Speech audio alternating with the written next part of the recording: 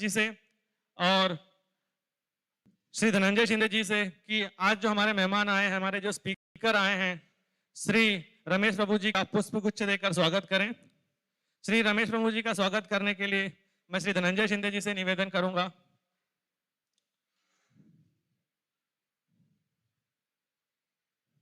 मैं हमारे मुहिम के आम आदमी पार्टी के महाराष्ट्र सचिव श्री धनंजय शिंदे जी, श्री रमेश प्रभु जी का स्वागत करते हुए यहां पर बैठे सभी मेहमानों को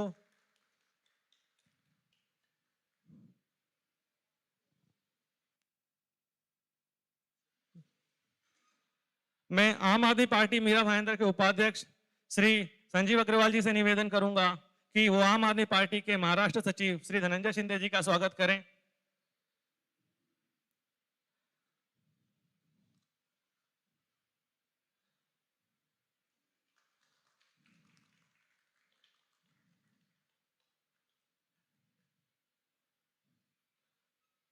आपने समाचार माध्यमों में पढ़ा होगा कि मीरा रोड में आए दिन बिल्डरों के खिलाफ एफआईआर हो रही है। ऐसे एफआईआर को रूप देने के लिए, लोगों को बल देने के लिए हमारी आम आदमी पार्टी की लीगल टीम में काम कर रहे श्री ब्रिजेश शर्मा जी और श्री रघुनाथ कुशवाहा जी का मैं मंच पर स्वागत करना चाहूंगा। कृपया आप दोनों जन मंच पर आ जाएं। तो मीरा भाईंदर के बिल्डरों की मनमानी को रोकने के लिए, हमारे घर को बचाने के लिए यह मुहिम चल रही है, फ्लैट आपका जमीन आपकी। इस मुहिम को और ताकत देने के लिए और यहां पर आए हुए सभी मेहमानों का और समय व्यर्थ न करते हुए मैं आम आदमी पार्टी के थाने पालघर संगठन मंत्री श्री नरेंद्र बंबुआनी जी को मंच पर यहाँ की जनता को मार्गदर्शन के लिए बुलाना चाहूंगा। श्री नरेंद्र बंबुआनी जी।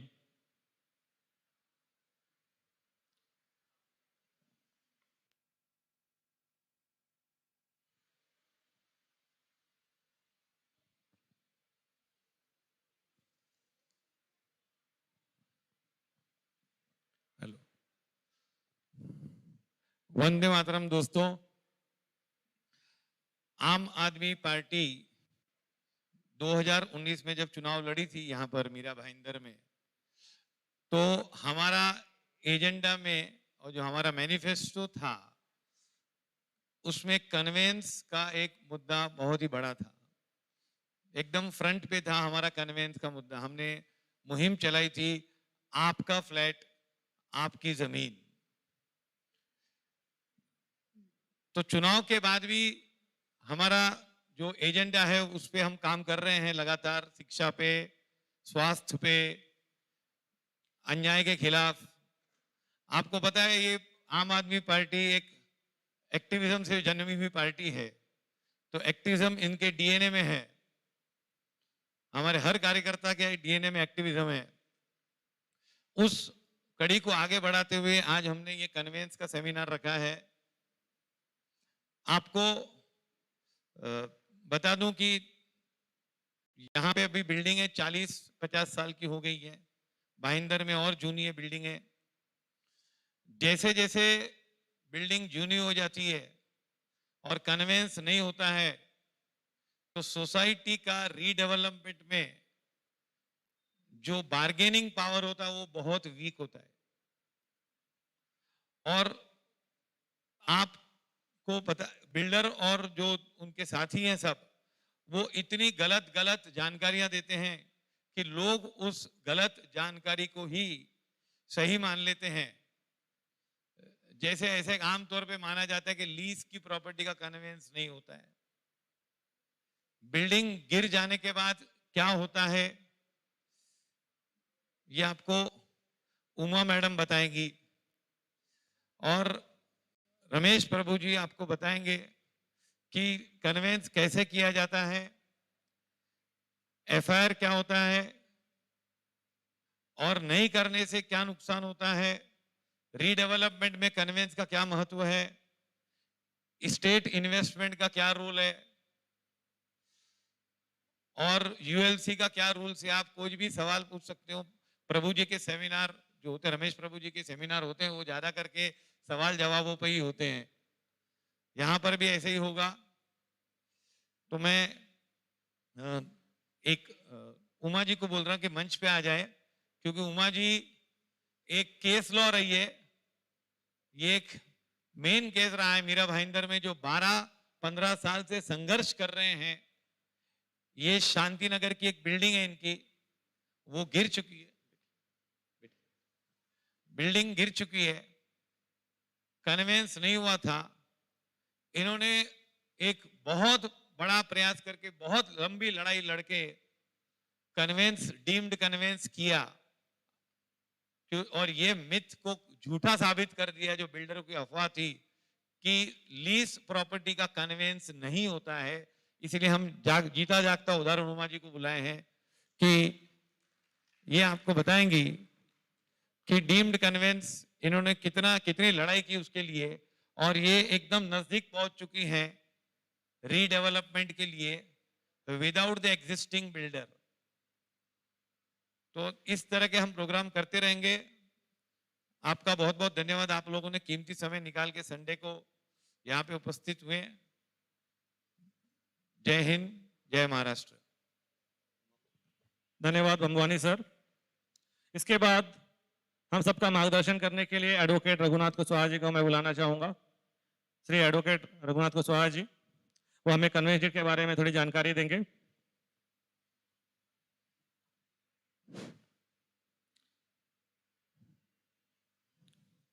इस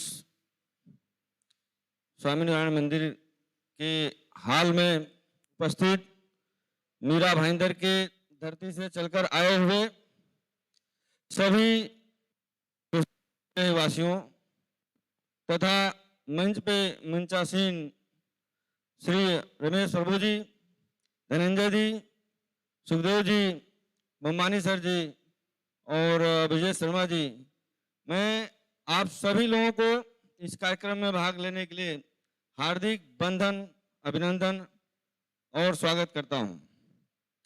मैं आज के इस कार्यक्रम में जो मुख्य मुद्दा है,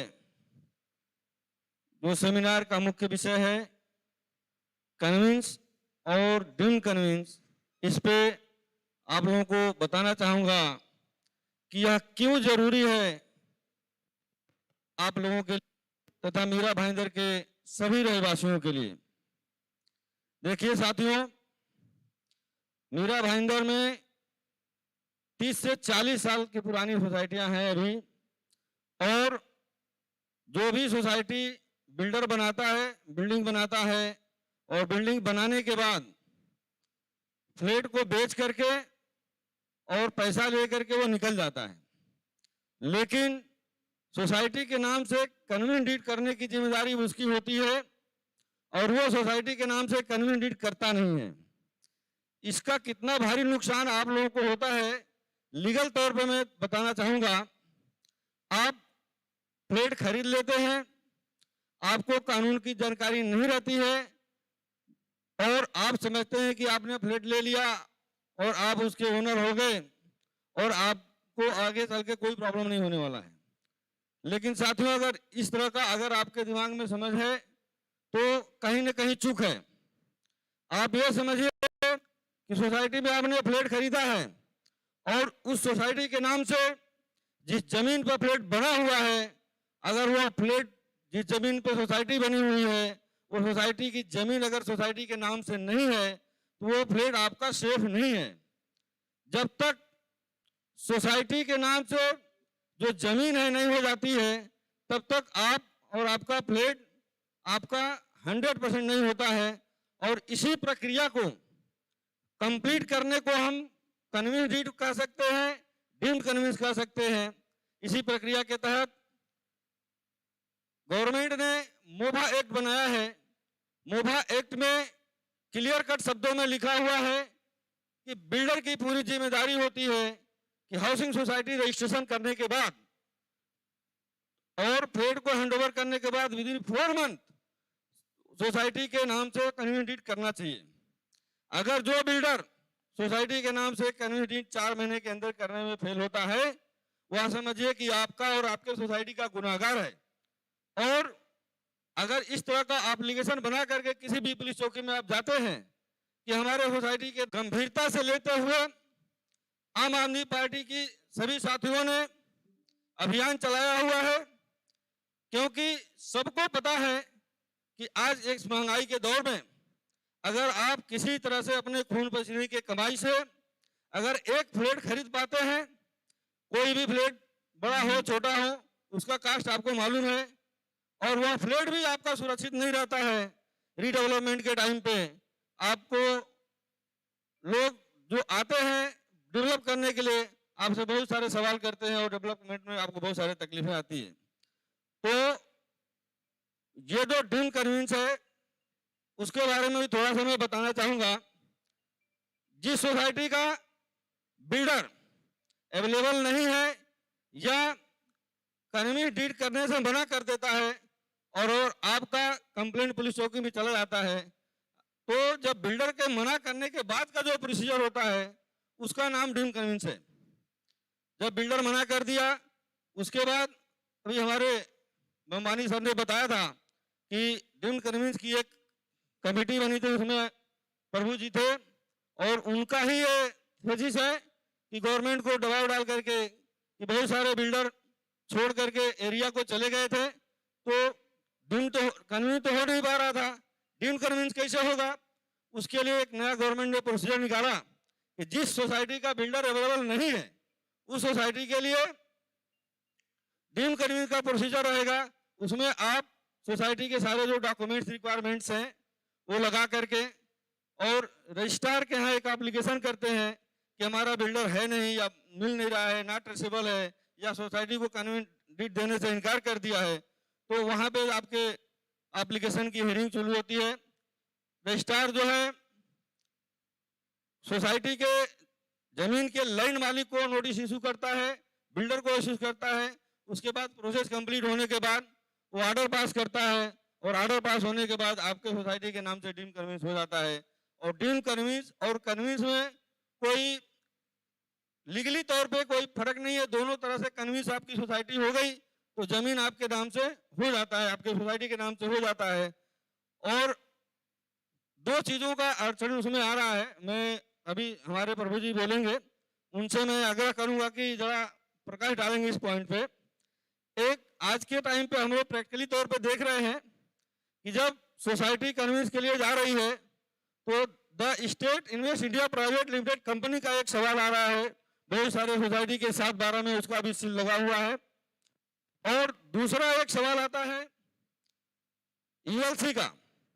गवर्नमेंट ने यूएलसी कानून खत्म कर दिया है, लेकिन मीरा भाईंदर एरिया में बहुत पुरानी बिल्डिंगें हैं, 30 साल 40 साल 20 साल 25 साल, वो समय यूएलसी कायदा था, बिल्डर ने डेवलप किया, कलेक्टर की एनओसी की रिक्वायरमेंट थी, कलेक्टर की एनओसी नहीं ली गई, आज भी वो समस्या पड़ा हुआ है। और ये बहुत बड़ा तकलीफ अपने कन्वेंस डीड के टाइम पे जब होने के बाद तहसीलदार के यहाँ जब 7/12 में नाम फेरफार के लिए जाता है डॉक्यूमेंट, तो तहसीलदार का ये ऑब्जेक्शन आता है कि आपके सोसाइटी के लिए यूएलसी का एनओसी चाहिए, the state India private limited company का एनओसी चाहिए, और इसका एनओसी लेने जाते हैं तो बहुत ज्यादा पैसा भरने की जरूरत पड़ती है। इस पैसे की जिम्मेदारी किसकी है, रमेश प्रभु जी भी बताएंगे, और ये कैसे वसूला जा सकता है। साथियों, मीरा भाईंदर महानगर पालिका के एरिया में जितनी भी सोसाइटी आ रही हैं उसमें 90% सोसाइटियों का कन्वेंस डीड नहीं हुआ है, और ये बहुत ही गंभीर मुद्दा है। और ऐसे गंभीर मुद्दा को लेकर के आम आदमी पार्टी बहुत ही गंभीरता से काम कर रही है, और आम आदमी पार्टी का एक ही लक्ष्य है कि मीरा भाईंदर महानगर पालिका के अंदर कोई भी ऐसी सोसाइटी नहीं बचेगी जिसका कन्वेंस डीड न हो या बाकी रहे, तब तक ये शांत नहीं बैठने वाले हैं। इसी तरह से दो मुद्दे और भी हैं, थोड़ा सब्जेक्ट से हटकर है, फिर भी मैं इस पे प्रकाश डालना चाहता हूँ। कन्वेंस डीड तो बहुत जरूरी है, इसके साथ साथ मीरा भाईंदर एरिया में एक स्कूल समस्या बहुत गंभीर है, और स्कूल की समस्या को भी बहुत गंभीरता के साथ आम आदमी पार्टी अपने कार्यक्रम में रखी है और उस पर काम कर रहे हैं। दूसरी समस्या स्वास्थ्य से संबंधित है। इतना बड़ा मीरा भाईंदर महानगर पालिका है, लेकिन नगर पालिका के अंदर जो नागरिक रहते हैं उनकी स्वास्थ्य सेवाओं को देखते हुए नगर पालिका के अंदर कोई भी ऐसा हॉस्पिटल नहीं है जिसमें जा करके आप अपना अच्छे तरीका से इलाज कर सके। वो हॉस्पिटल पहले ही से बीमार है, आपके बीमारी का क्या इलाज करेगा। साथियों, मैं ज्यादा समय नहीं लेते हुए यह आपको समझाना चाहता हूं कि आप यहां से जो भी जानकारी लेकर के जाएं, आप अपने सभी सोसाइटियों में अपने मित्रों को बताएं कि कन्वीनियंट डीड क्यों जरूरी है। एक्चुअली इसका क्या अवेयरनेस की बहुत कमी है, इसलिए लोग जान नहीं पा रहे हैं। जिस दिन सारे मीरा भाईंदर के लोग जान जाएंगे कि सोसाइटी में कन्वीनियंट डीड बहुत जरूरी है और जब तक नहीं होगा तब तक हम सुरक्षित नहीं हैं, तो हमको लगता है कि मीरा भाईंदर की एक भी सोसाइटी ऐसी बाकी नहीं रहेगी कि कन्वीनियंट डीड न हो। तो आप लोगों से मैं यह जरूर आग्रह करूंगा कि इस बात को आगे तक आप बोलेंगे सबको कि कन्वीनियंट डीड बहुत जरूरी है। और जिनको भी जरूरत हो, आम आदमी पार्टी का दरवाजा 24 आवर्स खुला हुआ है, आप संपर्क कर सकते हैं। आपके इस मुहिम में आम आदमी पार्टी यह प्रॉमिस करती है कि लीगल खर्चे 1 रुपया हम नहीं लेने वाले हैं और आपकी जो भी जरूरत पड़ेगी हम लीगल कानूनी तौर पर हेल्प करेंगे इस कानूनी डिस्ट्रिक्ट को कराने के लिए। धन्यवाद। धन्यवाद कुशवाहा जी। साथियों, हमारे हिस्से की लड़ाई हमें लड़नी है और उसके लिए हमें सही ज्ञान होना जरूरी है। हम सबके बीच में कन्वेंस डीड नहीं होने के कारण ऐसे एक व्यक्ति बैठे हुए हैं जिनका मकान कई वर्षों तक पहले चाहता, उन्होंने लड़ाई लड़ी, अपने हिस्से की लड़ाई लड़ी, उन्होंने कन्वेंस डीड लाया है। जल्दी उनको अपना घर मिल जाएगा। मैं उमा काकड़े जी से निवेदन करूंगा कि बहुत कम शब्दों में अपने ऊपर जो बीती है वो यहाँ पर मार्गदर्शन करें।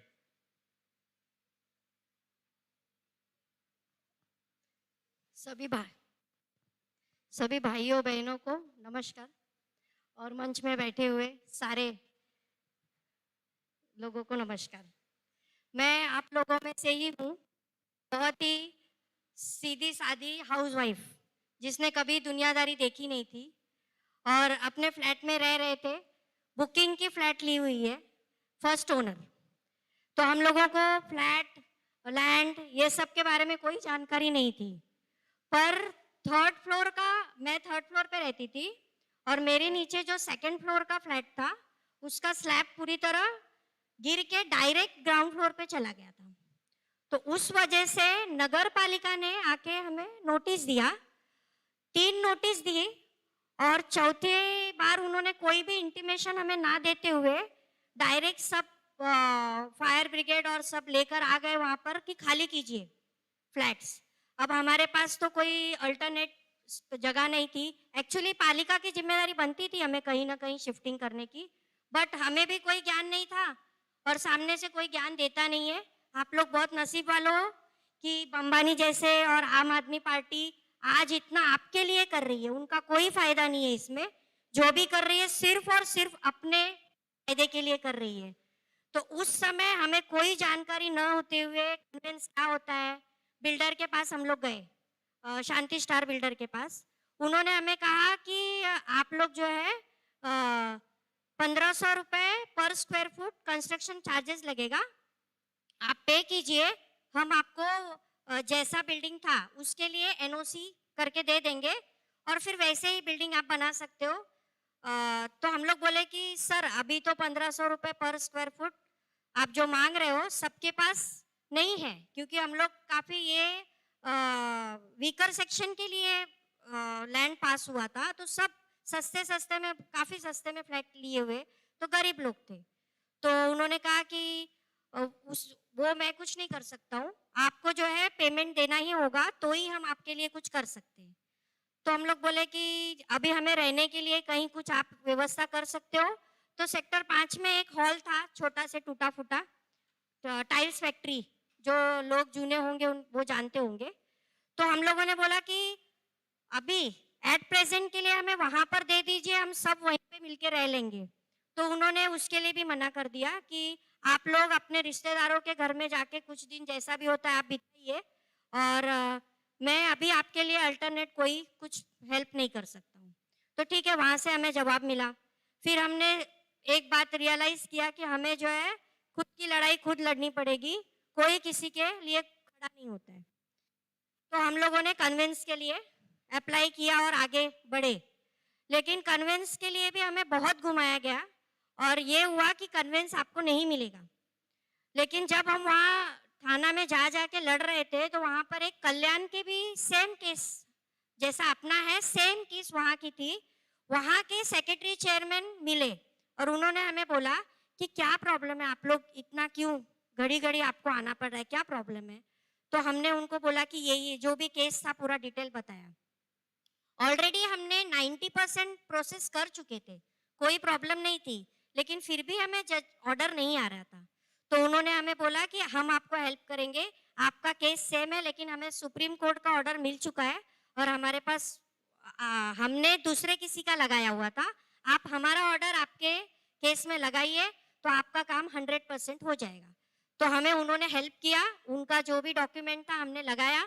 उसके बाद हमें कन्वेंस के लिए जो बिल्डर है शांति स्टार बिल्डर, उनके एडवोकेट थे पंड्या एडवोकेट को जज ने बोला कि आप थर्ड पार्टी हो, आपका काम था डेवलप करना और सेल करके आप निकल गए हो, तो यू आर थर्ड पार्टी। अभी आप यहाँ पर ज्यादा कुछ ये नहीं कर सकते हो। नवीन शाह जी आ रहे थे जो लैंड ओनर है, चंपा बेन शाह का पार्ट हमारा पड़ता है, तो उनके कुछ भतीजे हैं वो, तो बोले वो सेकंड पार्टी और हम फर्स्ट पार्टी सोसाइटी। तो इस तरीके से थर्ड पार्टी पंड्या को तो निकाल दिया गया, हम दोनों के लिए उन्होंने 15 दिन का उनको मौका दिया कि आप 15 डेज में जो भी होगा रिटर्न आप अपना आंसर दीजिए हमें, नहीं तो ये डेट को हम इनको कन्वेंस ऑर्डर जज ने बोला कि हम इनको दे देंगे। तो उस तरीके से हमको कन्वेंस ऑर्डर मिला। लेकिन जिस समय हम ये लड़ाई लड़ने गए तो हमें यही नहीं पता था, हमें ये लगा कि हमने फ्लैट खरीद लिया है तो अब ये हमारा है सोसाइटी। लेकिन जिस समय हमको हमारे सोसाइटी में पत्रा मारना था आकाश कोऑपरेटिव सोसाइटी के नाम से, हमारा जो सोसाइटी का नाम है, तो उस समय हमें वो पत्रा लगाने के लिए बिल्डर ने कम से कम 50 गुंडे विथ हथियार उन्होंने भेजा। तो अपनी जगह पे कब्जा करने के लिए हमें इस तरीके से लड़ाई लड़नी होगी, ये सब ज्ञान हमें बिल्कुल भी नहीं था। तो जो हमने भोगा है वो आप ना भोगो, आपके साथ ये सब ना हो। इसलिए मैं रिक्वेस्ट करूंगी कि आप फ्लैट खरीदने के लिए स्टैम्प ड्यूटी रजिस्ट्रेशन इतना खर्चा करते हो तो अपनी जगह को अपने नाम कराइए, क्योंकि उस जगह के लिए काफी लड़ाई, मतलब हमने तलवार तक झेली अपने ऊपर, और पुलिस स्टेशन में भी जाके बड़े लोगों का आपको पता ही है जो प्रेशर आता है, तो बहुत प्रॉब्लम फेस करनी पड़ी है। वो सब प्रॉब्लम आप खुद समझ सकते हो, तो वो आपको फेस ना करना पड़े, क्योंकि आपकी जगह जो आप समझ रहे हो वो आपकी जगह नहीं है। वो जैसी बिल्डिंग गिरती है या गिरा दी जाती है उसके बाद पूरा लॉ ही रूल ही चेंज हो गया। मुझसे ज्यादा रमेश प्रभु जी मास्टर है इस सब चीज के, वो आपको पूरा गाइड करेंगे। बट हमने बहुत तकलीफ झेली है भाइयों बहनों, इसलिए मैं आपको सिर्फ और सिर्फ रिक्वेस्ट करूंगी हाथ जोड़ के पैर जोड़ के कि आप लोग प्लीज अपनी अपनी सोसाइटी कन्वेंस करा लीजिए। आम आदमी पार्टी या किसी भी पार्टी का, हम लोग बोलते हैं पार्टी है, पॉलिटिक्स हो रहा है, पर ये चीज में रियल में वो लोग कोई पॉलिटिक्स नहीं कर रहे हैं, सिर्फ और सिर्फ आपकी भलाई के लिए वो लोग कर रहे हैं। और मैं कोई पार्टी नहीं, मैं आपको आपकी जो मैंने भोगा है इस हिसाब से मैं आपके बीच की ही आपकी ही बहन हूँ। तो आप लोगों को प्लीज मेरी बात मानिए और इसके लिए तुरंत कार्रवाई चालू कीजिए। हमारे अभी जिस सोसाइटी में मैं रहती हूँ उनकी ट्रेजरर भी यहाँ बैठी हुई है, मैंने अभी उनको ये करके एजीएम में पास कराया हुआ है और जल्दी हम उस सोसाइटी का भी कन्वेंस चालू कर रहे हैं। तो उसके लिए हम आपका बम्बानी जी का स्पेशली मैं धन्यवाद करूंगी कि उन्होंने बहुत ही ज्यादा मेहनत करके सोसाइटी में घूम के भी उन्होंने इस चीज के लिए लोगों को अवेयर किया है। तो प्लीज आप सब लोग को रिक्वेस्ट है, आप लोग कन्वेंस के लिए आगे कदम बढ़ाइए। धन्यवाद, थैंक यू। धन्यवाद उमाबेन। साथियों, आप सब लोग को से उन्होंने रिक्वेस्ट किया है कि आप अपनी एक सोसाइटी की लड़ाई खुद लड़िए और अपना जो मकान का हक है उसको अपने हाथ से जाने मत दीजिए। साथियों, आम आदमी पार्टी आंदोलन से निकली हुई पार्टी है। आप लोगों से सिर्फ आपकी सोसाइटी की लड़ाई लड़ने के लिए कह रही है। हमने पूरे मीरा भाईंदर शहर की जिम्मेदारी ली है।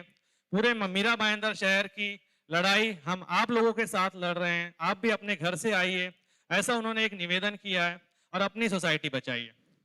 साथियों, हम सब के बीच में आम आदमी पार्टी महाराष्ट्र से चल के आए हुए श्री धनंजय शिंदे जी हैं। आप अपनी सोसाइटी के लिए लड़ रहे हैं, हम पूरे मीरा भाईंदर के लिए लड़ रहे हैं, और वो महाराष्ट्र की पूरी जिम्मेदारी संभालते हुए सुबह सुबह संडे के दिन हम सबके बीच में है। मैं आप लोगों से निवेदन करूंगा कि जोरदार तालियों से श्री धनंजय शिंदे जी का स्वागत करिए, और मैं धनंजय शिंदे जी से निवेदन करूंगा कि वो यहाँ पर आए हुए मीरा भाईंदर शहर के रहवासियों को मार्गदर्शन करें, प्रेरणा दें। श्री धनंजय शिंदे जी। आम आदमी पार्टी महाराष्ट्र सचिव श्री धनंजय शिंदे जी, आप सबका मार्गदर्शन करेंगे। जय भारत। एक नारा देते हैं हम, भारत माता की, भारत माता की, भारत माता की। मित्रों, भारत माता की जय ये जो नारा है, इसका मीनिंग, इसका अर्थ क्या है आपको पता होगा। भारत माता मतलब भारत में रहने वाली हर नागरिक, हर व्यक्ति, और जो व्यक्ति है हम उसका जय बोल रहे हैं, विजय बोल रहे हैं। क्योंकि देश क्या होता है, देश मतलब सिर्फ पेड़, पहाड़ या पत्थर या जमीन नहीं होती, बल्कि देश में रहने वाले लोग, यही भारत माता होती है। और इसीलिए हर व्यक्ति का हमें जय बोलना चाहिए। आज के कार्यक्रम में उपस्थित अपने प्रमुख अतिथि रमेश प्रभु जी, आम आदमी पार्टी मुंबई विभाग के संगठन मंत्री नरेंद्र भंभवानी जी, आम आदमी पार्टी मीरा भाईंदर के अध्यक्ष सुखदेव जी, मंच पर उपस्थित सभी साथी, और अभी जो अच्छा लड़ाई लड़ी झांसी की रानी जैसी वो उमा मैडम, आम आदमी पार्टी के मीरा भाईंदर के सभी पदाधिकारी, कार्यकर्ता, और यहाँ पे उपस्थित मीरा भाईंदर के सभी नागरिक, कार्यकर्ता और रहीवासी। संडे का दिन है, आप सभी लोग 10 बजे आए हैं, बहुत अच्छी बात है। और ये कार्यक्रम भगवान स्वामीनारायण जी के मंदिर में हो रहा है। स्वामीनारायण भगवान हो, अल्लाह हो, जीसस हो, हमें ऊर्जा देता है। जिंदगी में सही राह पे चलने के लिए हमें ऊर्जा मिलती है। लेकिन दोस्तों, मैं जब एंट्री की तभी देखा ये मंदिर जिसने बांधा है, या भगवान का जो स्वामीनारायण जी का नाम लिखा है, उसके बाजू में एक व्यक्ति का नाम लिखा है, एक बिल्डर का नाम लिखा है। वो बिल्डर है शांति स्टार बिल्डर।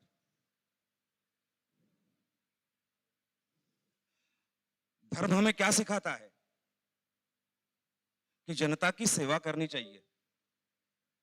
शांति स्टार बिल्डर मंदिर बांध के लोगों के मन में ऐसा दिखाना चाहता है कि मैं धार्मिक कार्य कर रहा हूं, लेकिन वही शांति स्टार बिल्डर के कांति शाह जी जब अपने व्यवसाय में बिल्डिंग बनाते हैं, तभी जिंदगी की पूरी कमाई खून पसीना एक करके कर्जा लेके हम जो फ्लैट खरीदे हैं, शांति स्टार बिल्डर ने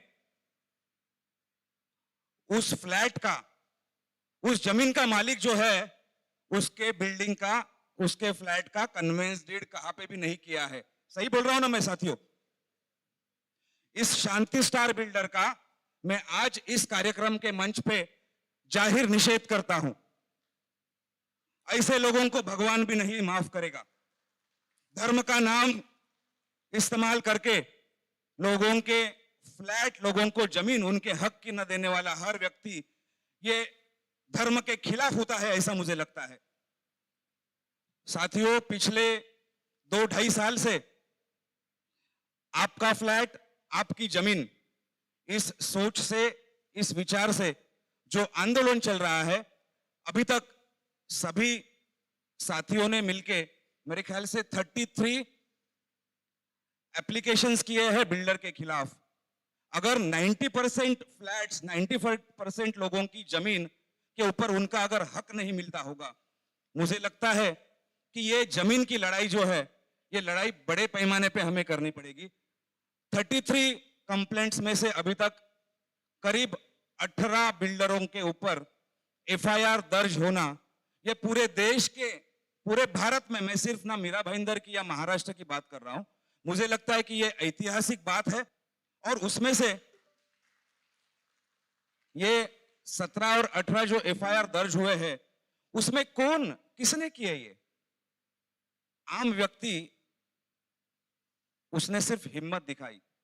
दोस्तों, आम आदमी पार्टी, हमारा उद्देश्य सिर्फ जनता की सेवा करना है। हमें राजनीति नहीं समझ में आती, सच बोल रहे हैं हम, लेकिन हमें इतना समझ में आता है कि जो व्यक्ति खुद के जिंदगी के 20-20 साल का लोन लेके जो फ्लैट खरीदता है, जमीन पे उसका हक होता है ना प्रभु जी, अगर वो हक नहीं मिल रहा है तो उस व्यक्ति की सेवा करने के लिए, उस व्यक्ति के साथ में कंधे पे कंधा लगा के उसकी लड़ाई लड़ने के लिए आम आदमी पार्टी का जन्म हुआ है। और इसीलिए मीरा भाईंदर टीम को मैं तहे दिल से उनका, आपका, सभी लोगों का अभिनंदन करता हूं, क्योंकि बिल्डर का नाम बोलेंगे तो एक ही मतलब डर का माहौल पैदा होता है। न सिर्फ मीरा भाईंदर नहीं, न मुंबई नहीं, पूरे महाराष्ट्र और देश में बिल्डर मतलब कुछ बिल्डर अच्छे होते हैं, 10% बिल्डर जिन्होंने कन्वेंस दिया है उनको हम शुभकामनाएं देते ही है, लेकिन 90% बिल्डर जो है वो कायदे के भाषा में गुनाहगार है।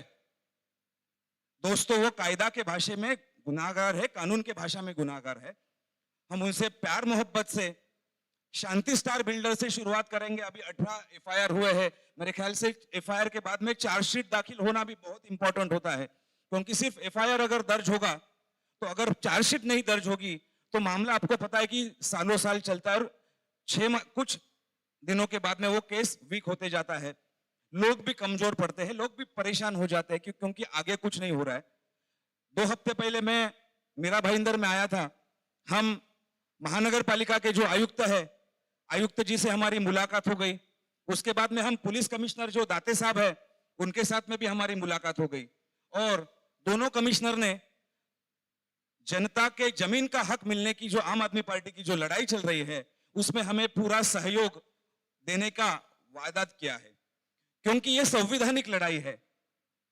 तो मैं ज्यादा समय न लेते हुए, आप यहाँ पे जो फ्लैट धारक है उन सभी को एक आश्वस्त करना चाहता हूं कि आपका फ्लैट और आपकी जमीन आपके नाम के होने के लिए जो भी लड़ाई आने वाले दिनों में होगी, उसमें आम आदमी पार्टी अंत तक, जब तक आपका फ्लैट, जमीन आप पे नाम पे नहीं होती, तब तक आपके साथ में लड़ेंगे। और ये मेरा फ्लैट मेरी जमीन, ये सिर्फ मीरा भाईंदर तक सीमित न हो ये आंदोलन, बल्कि पूरे महाराष्ट्र में ये आंदोलन फैलना चाहिए। ऐसा हमने पिछले चर्चा में वादा किया था। अभी हम स्टडी कर रहे हैं, क्योंकि सिर्फ एफआईआर दर्ज करके काम नहीं रुकता या चार्ज दर्ज करके काम नहीं होता। बिल्डर हमारा दुश्मन नहीं है, लेकिन हमें हमारा हक चाहिए। इसीलिए चार्जशीट के बाद में कन्वेंस होना बहुत जरूरी होता है। हमें किसी को जेल में भेजने के लिए आनंद नहीं मिलता, लेकिन अगर हमारा हक छीनता हो, हमारा खून पसीना एक करके हमने जो फ्लैट खरीदा है उसके लिए हमें हक नहीं मिलता हो, तो उस व्यक्ति को कड़े से कड़ी शासन मिलना चाहिए। मेरे ख्याल से प्रभु साहब आगे कन्वेंस डीड बनाने के लिए हमें क्या करना पड़ेगा उसके बारे में मार्गदर्शन करेंगे। मैं तहे दिल से पुनश्च आप सभी लोगों का स्वागत करता हूं और ये वचन देता हूं कि ये लड़ाई हम अंत तक संवैधानिक मार्ग से लड़ेंगे।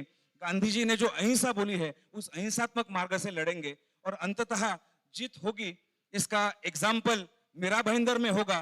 तो जैसे आम आदमी पक्ष का दिल्ली का एक मॉडल बना है, वैसे कन्वेंस डीड मिलाने का आम आदमी पार्टी का एक मीरा भाईंदर का मॉडल हम बनाएंगे, और यही मॉडल पूरे महाराष्ट्र में जितनी सोसाइटीज है वहां पे हम इंप्लीमेंट करेंगे, जो उनकी महाराष्ट्र के जनता को अपने हक का कन्वेंस मिले।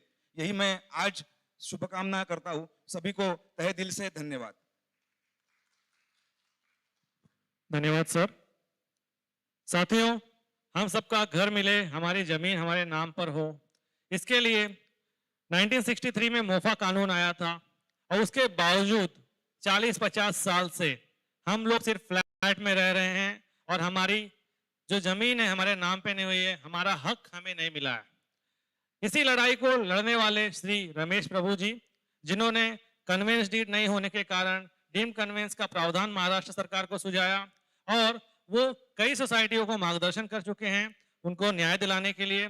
मोफा और रेरा का एक्सपर्ट उन्हें माना जाता है। ऐसे पढ़ाकू, ऐसे स्टूडियस आदमी हम सबके बीच में हम सबका मार्गदर्शन करने आए हैं। जोरदार तालियों से स्वागत करेंगे आज के हमारे गाइड, हमारे मेंटर श्री रमेश प्रभु जी का। मैं बम्वानी सर से निवेदन करूंगा कि उनका इंट्रोडक्शन पढ़े। रमेश प्रभु जी सामने ही हैं, लेकिन आपको पता नहीं होगा शायद, प्रभु जी बहुत सालों से इस पे काम कर रहे हैं। रमेश प्रभु जी एक प्रैक्टिसिंग चार्टर्ड अकाउंटेंट है और यूएसए की सीसा की डिग्री हासिल कर चुके हैं।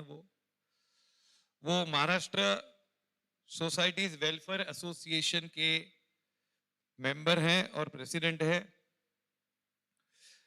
जो कन्वेंस में कमिटी बनाई गई थी महाराष्ट्र सरकार ने 2008 में, महाराष्ट्र सरकार ने एक कमिटी बनाई थी 2008 में, उनके वो मेंबर रह चुके हैं। मतलब डीम्ड कन्वेंस का जो जन्म हुआ उनमें प्रभु जी का भी योगदान है। जो कमिटी बनाई गई थी 2010 के आसपास, इन्होंने जो बुक लिखा था डीम्ड कन्वेंस पे, वो जो उस समय के मुख्यमंत्री थे पृथ्वीराज चौहान, उनके हाथों से उनका विमोचन हुआ था।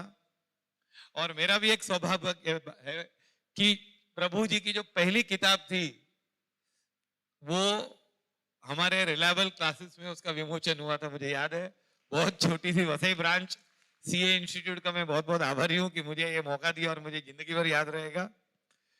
जो रेरा के लिए पार्लियामेंट कमेटी बनी थी, उनमें उन्होंने प्रभु जी को बुलाया था सुझाव देने के लिए, और बहुत सारे जो रेरा के प्रावधान हैं आज, वो रमेश प्रभु जी की देन है, उनके सुझाव के कारण आए हैं। ऐसे बहुत सारी बातें हैं, लेकिन सबसे बड़ी बात यह है कि प्रभु जी कन्वेंस के मैटर में एक बार बुलाने पर आ जाते हैं। इससे बड़ी बात कोई स्पीकर के पास नहीं होती। हम एक बार मिले और इतने शॉर्ट नोटिस पे और इतना कीमती समय निकाल के उन्होंने मुझे जरा भी, कोई भी हमको एम्बेरस नहीं होने दिया। कोई भी मैटर, कोई हमारी कमी भी हो गई तो भी कभी हमको फील नहीं कराने दिया। प्रभु जी बहुत बहुत धन्यवाद। अब आप आइए और लोगों के जवाब दीजिए और हमें मार्गदर्शन दीजिए। धन्यवाद।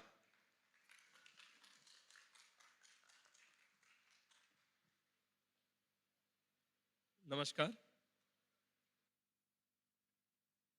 पार्टी का महाराष्ट्र स्टेट का सेक्रेटरी श्री धनंजय शिंदे साहब, सीए नरेंद्र बम्वानी जो मुंबई विभाग का अध्यक्ष, और अन्य पदाधिकारी, आप सबको मैं शुभकामना देता हूं। आज एक विषय को लेकर हम चर्चा कर रहे हैं, वह है कन्वेंस। शुरुआत करेंगे कि कन्वेंस होता क्या है और कन्वेंस का मतलब क्या है, उधर से शुरुआत करते हैं। लेकिन वो शुरुआत करने के पहले स्पेशली हमारा मीरा रोड और भाईंदर, जिसको हम बोलते हैं मीरा भाईंदर म्युनिसिपल कॉर्पोरेशन, इधर जात बराबर है। और दूसरा, ये जो बिल्डिंग्स है, ये कोई पागड़ी सिस्टम का बिल्डिंग नहीं है जो नॉर्मली साउथ मुंबई में होता है। ये जो बिल्डिंग्स है ये सब मालकी हक का है। यस और नो? सबका सब, छोटा सा छोटा क्यों न हो, 100 फुट का हो, 150 फुट का हो, 4 मंजिले का बिल्डिंग हो जिसमें छोटा छोटा 150-200 स्क्वायर फुट का कमरा हो, लेकिन ये आपका मालकी का है। लेकिन मालकी का होने के बावजूद, जिसको जैसा उमा बेन ने बताया कि हम लोग हार्ड अर्न मनी, जो कर्जा निकाल के आपने जो मालकी हक का जो घर खरीदा है, और घर खरीदने के बाद उसका मैनेजमेंट करने के लिए बनाया जिसका नाम है कोऑपरेटिव हाउसिंग सोसाइटी। अभी सवाल उठता है, हम हमारा फ्लैट का मालिक है तो हमें हाउसिंग सोसाइटी क्यों बनाना चाहिए? हाउसिंग सोसाइटी इसके लिए बनाना चाहिए ताकि उस बिल्डिंग के अंदर जो कॉमन एरिया है, जिसको हम बोलते हैं जिसका अधिकार सबके ऊपर है, सबके लिए है, वो क्या है? स्टेयरकेस है, लिफ्ट है, या लिफ्ट नहीं है तो कम से कम आपका लॉबी एरिया है, गार्डन है, या जो कंपाउंड है इसका देखभाल करना। उसके बाद आप चौथा माला में, तीसरा माला में, सेकंड फ्लोर में, फर्स्ट फ्लोर में या ग्राउंड फ्लोर में आपको पानी का उपलब्ध करके देना, उसको क्लीन रखना। इसके लिए एक संस्था होना बहुत जरूरी है, क्योंकि कॉमन एरिया मैनेजमेंट के लिए जब तक एक लीगल बॉडी नहीं होती है तो उसका देखभाल करना मुश्किल है। तो इसके लिए कोऑपरेटिव हाउसिंग सोसाइटी बनाया जाता है। जब कोऑपरेटिव हाउसिंग सोसाइटी हम बनाते हैं, उसका पहला उद्देश्य है, क्योंकि जब भी कोऑपरेटिव हाउसिंग सोसाइटी बनता है उसका उद्देश्य होता है, कोई भी संस्था बनता है उसका उद्देश्य है। आज आम आदमी पार्टी, उनका एक उद्देश्य है जो आप जानते हैं, भ्रष्टाचार निकालना, जो करप्शन अगेंस्ट इंडिया, जो मूवमेंट से एक आम आदमी पार्टी का जन्म हुआ। आज जो कन्वेंस की बात करते हैं उससे भी कुछ ना कुछ करप्शन का एक मूवमेंट है, उसको लेकर एक मुद्दा लेकर आपके सामने आए। तो उसी तरह से कोऑपरेटिव हाउसिंग सोसाइटी का एक पर्पस है, एक महत्वपूर्ण उद्देश्य है। उद्देश्य क्या है? उद्देश्य है जो इमारत जिसका मालिक आप सब हो, जो फ्लैट धारक है वो मालिक हो, उनका कलेक्टिव बॉडी के नाम से वो जमीन और बिल्डिंग हासिल करके लेना, ये पहला उद्देश्य है। बायलॉ नंबर 5 ये में लिखा है, to obtain the conveyance of land and building in the name of the society from the promoter, promoter mean the builder, as per the Maharashtra ownership land act 1963। मतलब कायदे के हिसाब से जमीन अपने नाम से करके लेने के लिए एक संस्था स्थापन किया जाता है, उसका नाम है housing society. Maharashtra ownership flat act, MOFA. MOFA क्या है? मोफा यही है कि जो आदमी ने फ्लैट बिल्डर से खरीदा है उसका संरक्षण करने के लिए, उसको एक अधिकार देने के लिए महाराष्ट्र गवर्नमेंट ने बनाया हुआ कायदा है। दुर्भाग्य ये है, कंज्यूमर लोग अपना अधिकार को नहीं जानते। जब हमारा अधिकार हम नहीं जानते तो इसके बारे में जानकारी जब मिलता है तो आपके आप में एक एम्पावरमेंट आता है। एक अधिकार मिलने के बाद आपके ऊपर भी एक शक्ति स्थापित होती है। तो महाराष्ट्र ओनरशिप लैंड एक्ट में यह बताया गया है, जैसे ही कोऑपरेटिव हाउसिंग सोसाइटी बनती है, बनने का 4 महीने के अंदर, कितना महीने के अंदर?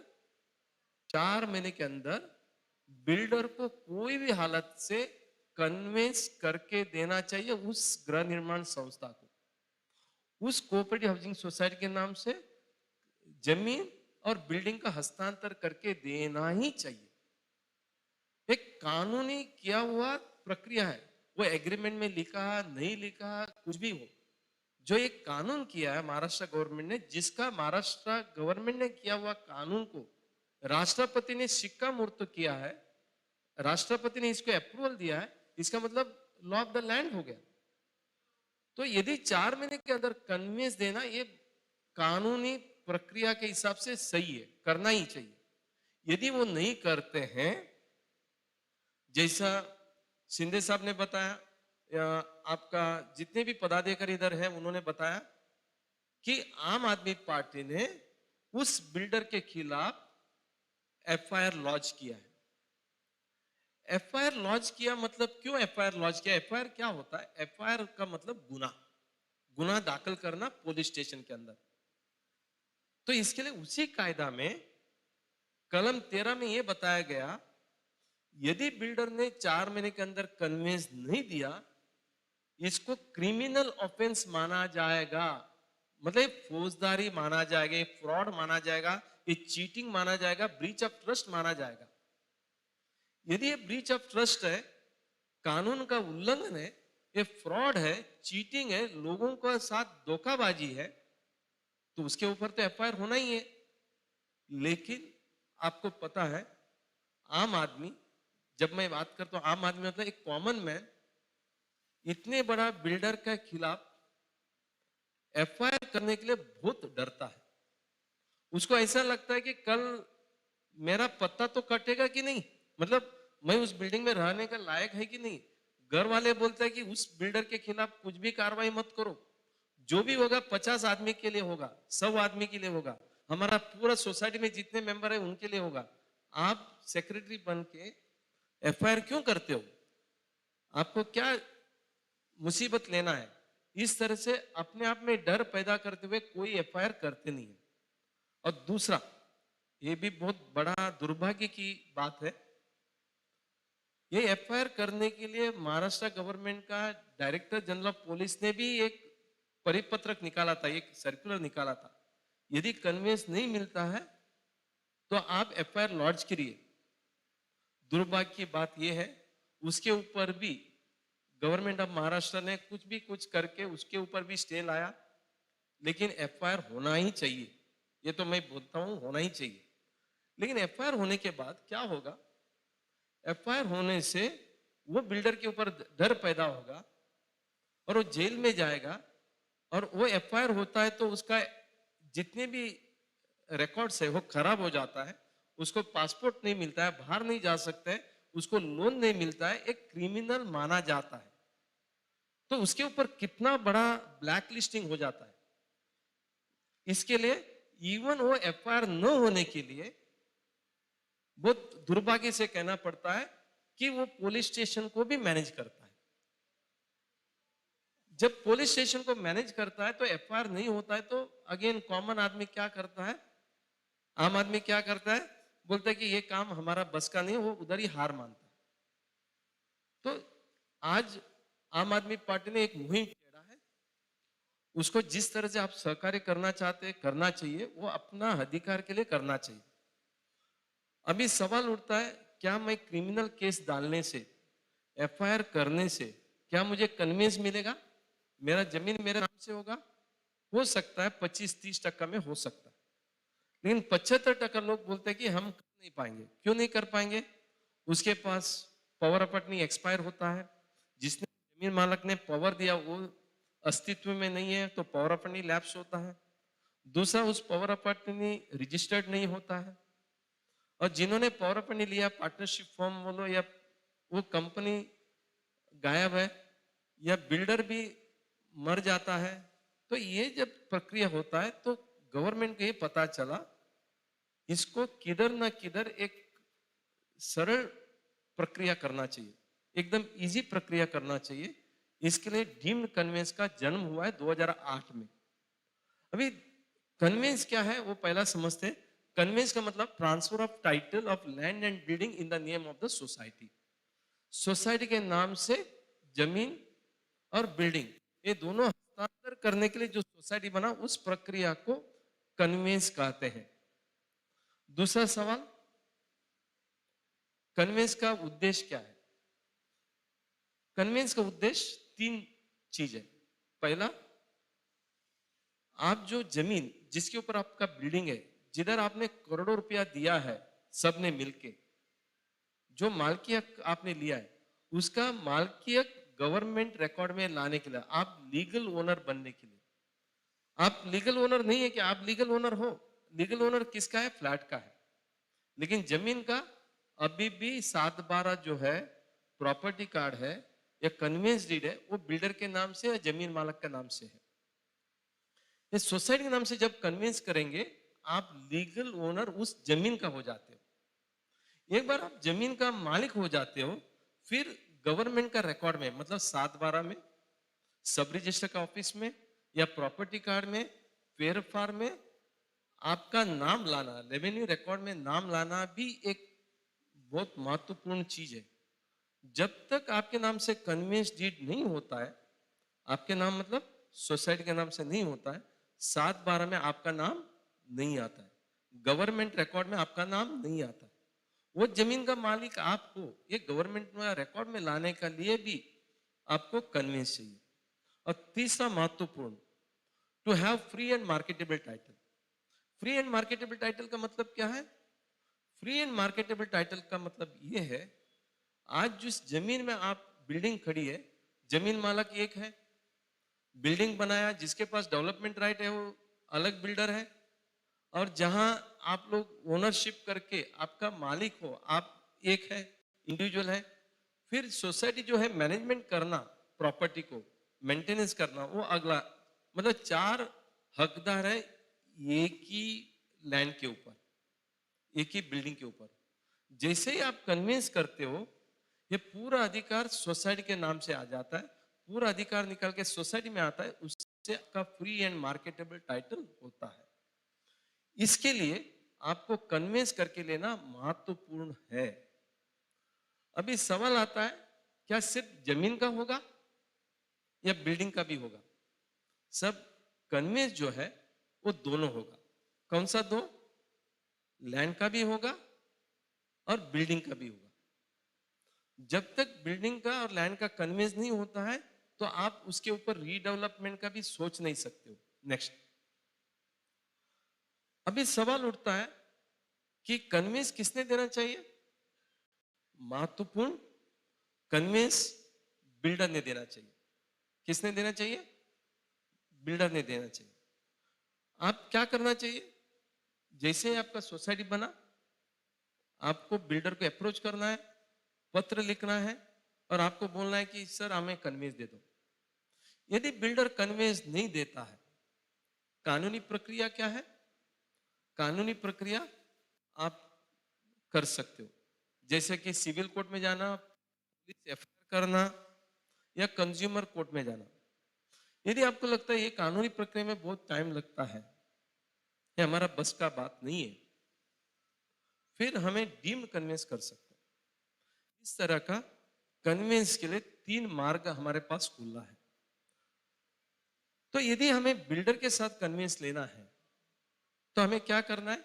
बिल्डर को लेटर लिखना है, अपना सबका लोगों का बिल्डिंग का रिलेवेंट डॉक्यूमेंट कलेक्ट करना है, जिसको हम बोलते हैं बिल्डिंग अप्रूव्ड प्लान है, इंडिविजुअल मेंबर का कन्विंस का मतलब एग्रीमेंट फॉर सेल है, स्टैम्प ड्यूटी है, रजिस्ट्रेशन है, और कन्विंस डीड बनाना है। कन्विंस डीड मतलब एक एग्रीमेंट, उसके ऊपर स्टैम्प ड्यूटी भरना है। अभी स्टैम्प ड्यूटी कितना होता है? मान लो 100 फ्लैट है, सबने अपना अपना एग्रीमेंट में स्टैम्प ड्यूटी भरा है, क्योंकि एग्रीमेंट में भी स्टैम्प ड्यूटी होता है। यदि आपने भरा है तो सिर्फ 100 रुपया आएगा। 100 फ्लैट के ऊपर 100 रुपया मतलब 10,000 रुपया आपका स्टैम्प ड्यूटी आएगा at the time of conveyance. मान लो 100 फ्लैट है, 98 लोगों ने स्टैम्प ड्यूटी भरा है, 2 आदमी ने अपना एग्रीमेंट में स्टैम्प ड्यूटी भरा नहीं है, सिर्फ वो 2 आदमी का स्टैम्प ड्यूटी उस कन्वेंस डेट में आपको भरने को आएगा। तो इसको बोलते हैं adjudication, verification of stamp duty. और फिर उस कन्वेंस डेट को रजिस्ट्रेशन करना है। रजिस्ट्रेशन के लिए 30,000 रुपया आपको भरना पड़ता है, और 30,000 भर के आप जो है कन्वेंस डीड को रजिस्टर कर सकते हैं। नेक्स्ट, उसके बाद इंडेक्स 2 मिलता है। इंडेक्स 2 मिलने के बाद आप जो है प्रॉपर्टी कार्ड में 7/12 में अपना नाम ले सकते हो। ये जो पूरा प्रक्रिया है इसको हम लोग कन्वेंस थ्रू द बिल्डर, इधर कोई भी रजिस्टर एफआईआर कुछ भी नहीं आता है, क्योंकि बहुत सारा बिल्डर अच्छे हैं, वो भी कन्वेंस देते हैं। तो वो कन्वेंस आपको सीधी भाषा में सोसाइटी बनने का 4 महीने के अंदर देते हैं। कुछ सवाल है तो आप जरूर पूछ सकते हैं।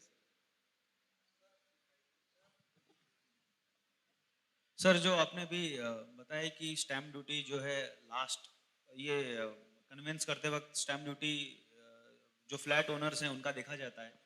तो बिल्डर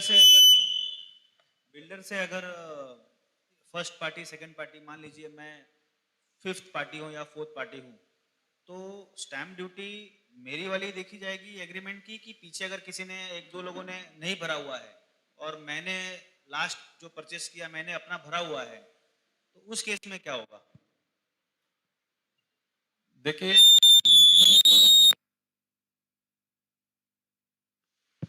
ओके, देखिए, यदि 1980 में पहला फ्लैट ने लिया ए, उसके बाद 85 में बी ने लिया, 93 में सी ने लिया, अभी आप भाई साहब ई हो, पांचवा आदमी है,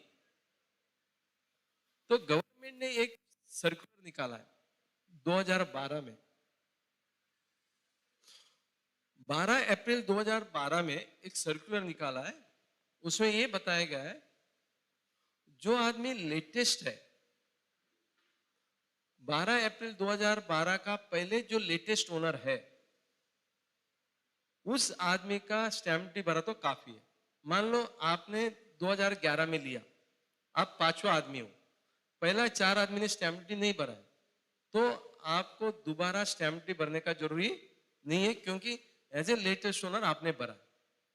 मान लो आपका 2011 का है, पांचवा आदमी है, आपने स्टैम्प ड्यूटी आपने भी भरा नहीं, लेकिन 2015 में, 12 के बाद 2015 में मैंने लिया, मैंने स्टैम्प ड्यूटी भरा है, लेकिन 2011 का आपने स्टैम्प ड्यूटी नहीं भरा, तो गवर्नमेंट बोलती है कि 2012 का पहले का जो लेटेस्ट ओनर है उसका स्टैम्प ड्यूटी भरना चाहिए, और उसके बाद जितने भी चेन है उनको स्टैम्प ड्यूटी भरना है।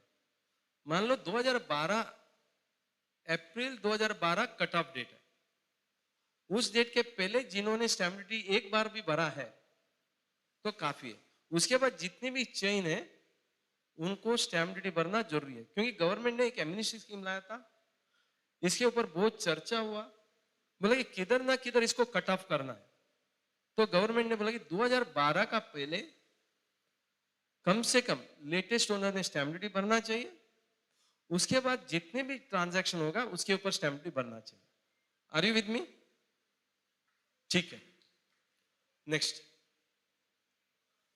अभी जैसा मैंने बताया, दूसरा प्रक्रिया, मेरे साथ विश्वनाथन जो महाराष्ट्र सोसाइटी वेलफेयर सेक्रेटरी भी हैं, तो मैं उनको आमंत्रित करूंगा, वो आपको आगे का जो उनका ऑफिस वसई में है, थाना डिस्ट्रिक्ट और पालघर डिस्ट्रिक्ट, ये दोनों का वो कामकाज करते हैं, इधर का लोकल का जानकारी ज्यादा रखते हैं, और plus Vasai taluka cooperative housing federation का वो सेक्रेटरी है, और पालघर जिला फेडरेशन हाउसिंग फेडरेशन है उसका भी वो पदाधिकारी है।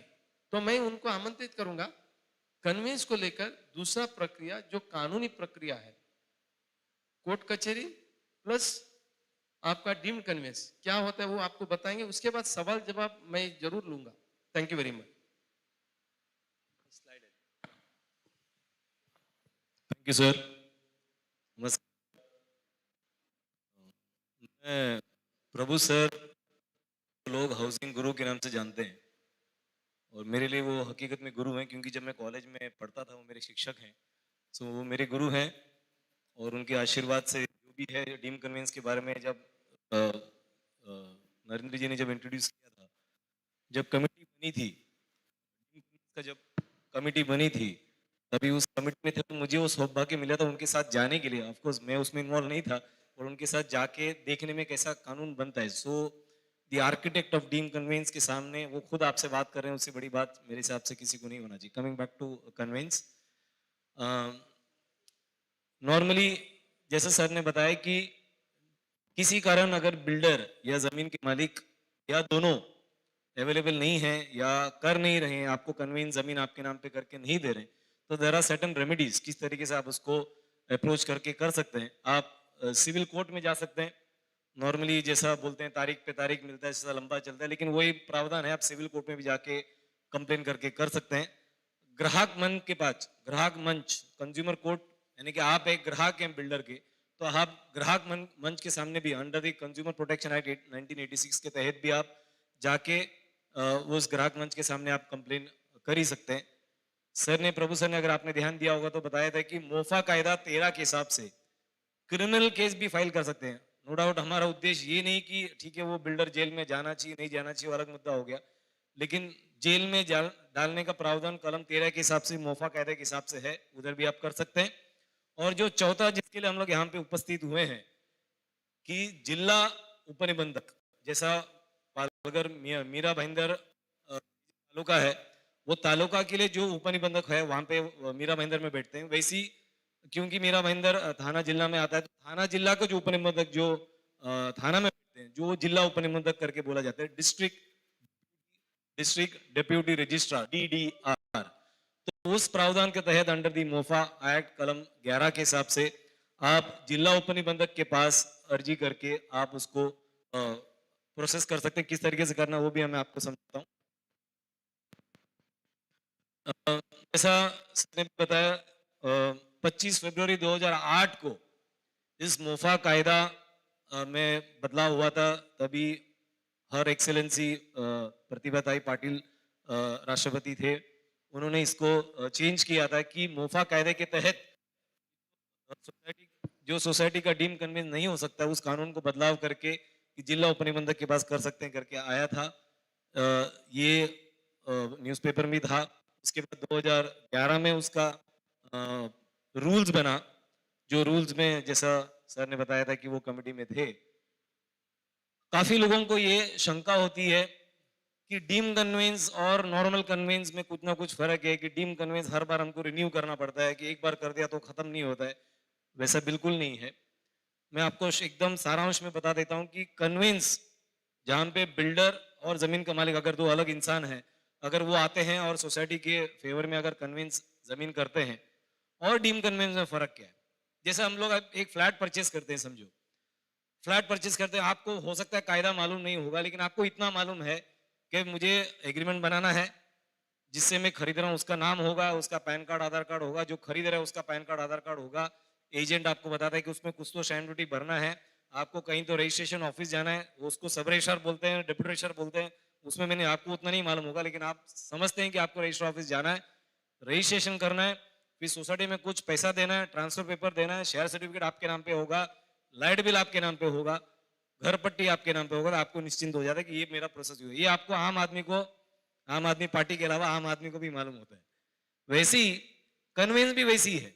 रेगुलर कन्वेंस में क्या होता है कि जमीन का मालिक और बिल्डर और सोसाइटी तीनों मिलके आती है, वो एग्रीमेंट बनाती है, सब रजिस्टर ऑफिस में जाती है, रजिस्ट्रेशन करती है, प्रॉपर्टी कार्ड या 7/12 जो है उसके ऊपर आपका तलाटी में जाके वो चेंज होता है। ये रेगुलर कन्वेंस है। डीम कन्वेंस भी वैसी है, उसमें फर्क इतना ही है कि जमीन का मालिक और बिल्डर जब नहीं आते हैं तो डिस्ट्रिक्ट डिप्टी रजिस्ट्रार, जो मैं इसके पहले वाला स्लाइड में आपको 4 प्रावधान में से एक लास्ट प्रावधान में आपको बताया था कि जिला उपनिबंधक के पास जाना है, वहां पर जमीन का मालिक का नाम लिखा होगा और नीचे लिखा होगा थ्रू डिस्ट्रिक्ट डिप्टी रजिस्ट्रार, यानी कि बिल्डर का अधिकार, जो साइन करने का जो अधिकार है कानून के बदलाव की वजह से, वो जिला उपनिबंधक को एक पावर ऑफ अटर्नी जैसा मतलब अधिकार दिया गया कानून के तहत, और जमीन के मालिक के सामने वो DDR खुद साइन करें, बिल्डर के नाम के सामने वो DDR खुद साइन करते हैं, सोसाइटी में चेयरमैन सेक्रेटरी जो पदाधिकारी होते हैं वो साइन करेंगे और आपको अकेला जाके रजिस्ट्रेशन करना है। तो अदरवाइज उसका टाइटल में, उसका ओनरशिप में, उसका क्वालिटी में या जो भी आप समझते हैं उसमें कोई बदलाव नहीं है। इतना ही बदलाव है कि सरकार ने ये बोला नॉर्मली एक फ्लैट अगर आपको बेचना है या जमीन खरीदना है तो सेलर का आना होता है, आना ही पड़ता है, उसके बिना आप खरीद नहीं पाओगे। क्योंकि एक सोसाइटी है और क्योंकि ये बिल्डर या जमीन का मालिक तैयार नहीं है और ये प्रावधान के तहत उनके जगह पे DDR को अपॉइंट किया, यही फर्क है, अदरवाइज टाइटल में कोई फर्क नहीं है। So deem conveyance is nothing but regular, आपको जो कन्वेंस है वही लगता है। नो एप्लीकेशन, जब आप जिला उपनिबंधक के पास एप्लीकेशन करते हैं मोफा रूल्स के हिसाब से, जैसा मोफा एक्ट होता है उसमें नियमावली भी होती है मोफा रूल्स, उसके तहत फॉर्म नंबर 7 आपको ऑनलाइन अपलोड करना पड़ता है। आजकल थोड़ा वेबसाइट में दिक्कत आ रहा है तो हम लोग ऑफलाइन ले रहे हैं, बट नॉर्मली ऑनलाइन आपको एप्लीकेशन करना पड़ता है। कोर्ट फीस स्टैम्प आपको 2000 रुपया उस फॉर्म नंबर 7 में आपको फिलअप करना है। सर्टिफाइड डॉक्यूमेंट यानी कि आपका प्रॉपर्टी कार्ड होगा, 7/12 होगा, बिल्डिंग का अप्रूव्ड प्लान होगा, सीसी होगा, ऑक्यूपेशन सर्टिफिकेट होगा। ऑक्यूपेशन सर्टिफिकेट नहीं है तो भी ऑफकोर्स सर बताएंगे, 22 जून 2018 का एक परिपत्र है, उसके तहत उसी नहीं है तो भी आपका कन्वेंस का काम में कोई बाधा नहीं आएगा। तो वो आपको सारा डॉक्यूमेंट्स, आपको सर्टिफाइड ट्रू कॉपी जो है जमीन का और नहीं इसके पहले वाला जमीन का और बिल्डिंग का भी जो रिलेटेड आपका जो पेपर्स है, अप्रूव्ड प्लान वगैरह, वो भी आपको देना है। सारे लोगों का सर को बताया था कि डीम कन्वेंस करते वक्त जो प्रेजेंट मेंबर हैं उनका सारा आपको एग्रीमेंट का कॉपी लगेगा। और जैसा सर ने भी बताया कि आपको स्टैम्प ड्यूटी भरते 100 रुपए का स्टैम्प ड्यूटी पर मेंबर आपको भरना पड़ता है। सरकार आपके ऊपर कोई मेहरबानी नहीं कर रही है, क्योंकि जब आप फ्लैट परचेस करते हैं, बिल्डर से जब आप फ्लैट परचेस करते हैं तो कहीं ना कहीं बिल्डर जो है उसका जो भी 10,000 या 15,000 का समझो रेट है आपका मीरा भाईंदर में, तो उस 15,000 में समझो वो अपना विकासक है, बिल्डर है, तो जाहिर बात है कि वो अपना मुनाफा तो लेने ही वाला है, धंधा वाला है। दूसरा बांधकाम का जो खर्चा वो भी आपसे वसूल करेगा। और तीसरा जो जमीन उसने आइदर डेवलपमेंट राइट पे लिया होगा या मालकी हक के हिसाब से उसके पास जमीन होगा, वो जमीन का पैसा भी आपसे लेता है। इसके लिए जब आप फ्लैट का एग्रीमेंट कराते हो, समझो एक बिल्डिंग में 50 फ्लैट है, तो कहीं ना कहीं हर आदमी का एक 50वां हिस्सा उस जमीन के ऊपर भी ऑलरेडी आ चुका है। और क्योंकि हर एक फ्लैट धारक ने अपना अपना एग्रीमेंट पे अगर स्टैम्प ड्यूटी बराबर भरा है, तो जाहिर बात है आपने जमीन के ऊपर भी इनडायरेक्टली भर दी है। इसके लिए सरकार आप पे मेहरबानी नहीं करे, बट एक टोकन अमाउंट के हिसाब से आपसे, तो इसके लिए एप्लीकेशन करते वक्त आपको उस पूरा डिटेल भी आपको देना पड़ता है कि आपने किसने किसने फ्लैट परचेज किया। देन जो भी दूसरा कोई पेपर्स होगा, जैसा फिजिकल सर्वे आपको करना पड़ता है प्राइवेट सर्वे के थ्रू कि मेरा जमीन का एरिया कितना है। आर्किटेक्ट का एक सर्टिफिकेट आपको देना पड़ता है कि उसमें कोई बैलेंस एफएसआई है कि नहीं। कभी कभार क्या होता है छोटा मोटा थोड़ा सा 1-2 स्क्वायर मीटर 10 स्क्वायर मीटर रह जाता है, तो वो अगर कोई है तो उसके ऊपर स्टैम्प ड्यूटी आपको भरना पड़ता है। मोस्ट इंपॉर्टेंट, जब आप सर्वे करा के लेते हैं तो वो सीटीएस सर्वे नंबर जो होता है या सर्वे नंबर जो होता है सीटीएस नंबर है, वो बराबर आइडेंटिफिकेशन करके आपको देना चाहिए। एडवोकेट से आपको सर्च रिपोर्ट यानी कि वो टाइटल ऑफ द प्रॉपर्टी कोई डिस्प्यूट है कि नहीं वो देख के सर्च रिपोर्ट आपको देना पड़ता है। ट्रांसफर ऑफ ओनरशिप, ये एडवांटेजेस है कि आपको कन्विंस करके फायदा क्या होगा। बहुत सारे लोग मुझे ये पूछते हैं, बिल्डिंग नई नई बनी है, जब रीडेवलपमेंट होगा तब की बात है, 10-15 साल पड़ा है, क्या जरूरत है, 25 साल के बाद 30 साल के बाद होगा, तो अभी तो जमीन तो हमारा कोई लेके नहीं जाएगा, तो करने की क्या जरूरत है, ये खर्चा करने की क्या जरूरत है। तो मैं लोगों से यही पूछता हूँ, मैंने अभी थोड़ी देर पहले एक फ्लैट का उदाहरण लिया था। अगर समझो मेरे नाम पे एक फ्लैट है, मैं आपको बेचना चाहता हूँ, हमारे बीच में एक डील हो गया कि 50 लाख में आप मेरे से फ्लैट खरीदोगे। अगर मैं आपको बोलूं कि आप मुझे 50 लाख दे दो, स्टैम्प ड्यूटी रजिस्ट्रेशन वगैरह नहीं करेंगे, बाद में करते हैं, चलेगा आपको? जाहिर बात है आप बोलोगे नहीं चलेगा, क्योंकि मेरा चीज है, मेरे नाम पे होना चाहिए। तो मैं आपसे ये सवाल करता हूं, अगर ऐसी बात है तो जिस जमीन के लिए आपने ऑलरेडी पैसा दे चुके हैं वो आपके नाम पे क्यों नहीं करना चाहते? तो फायदा अलग बात है, लेकिन सबसे इंपॉर्टेंट चीज, जो चीज आपका है, टाइटल आपके नाम पे होना चाहिए। जैसा आप फ्लैट नहीं छोड़ सकते तो जमीन को भी आपको नहीं छोड़ना है, क्योंकि आपने उसके लिए पैसा दिया है।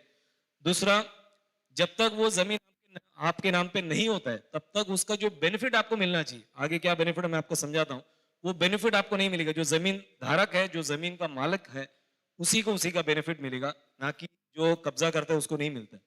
जो भी कमर्शियल बेनिफिट यानी कि जो फ्लोर स्पेस इंडेक्स एफएसआई जो हम लोग बोलते हैं, यानी what is FSI, floor space index, यानी कि जितना जमीन का एरिया है उसका रेशियो में जो बांधकाम करने का जो अधिकार मिलता है बांधकाम के लिए, उसको हम लोग एफएसआई बोलते हैं।